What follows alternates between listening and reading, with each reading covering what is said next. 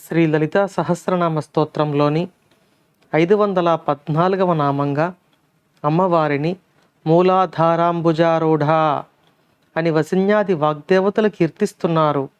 ఈ నామానికి మంత్రస్వరూపం శ్రీ మూలాధారాంబుజారూఢాయై నమః.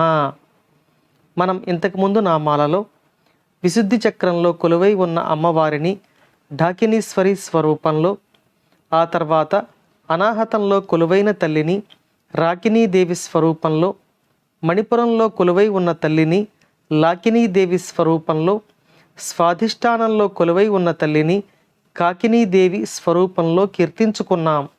ఇక ఈ నామం నుండి 520వ నామం వరకు గల 7 నామాలు మూలాధారంలో కొలువై ఉన్న తల్లికి సంబంధించిన నామాలుగా చెప్పబడుతున్నాయి. ఈ మూలాధారాన్ని గణపతికి సంబంధించిన స్థానంగా మనం శ్రీ విద్యలో భావిస్తాం.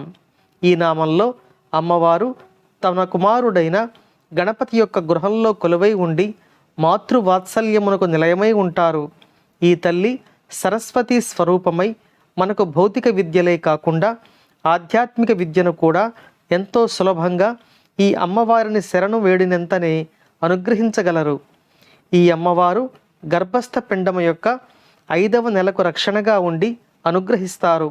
ఈ అమ్మవారు మనలను సదా రక్షించాలని కోరుకుంటూ ఓం శ్రీమాత్రే నమః.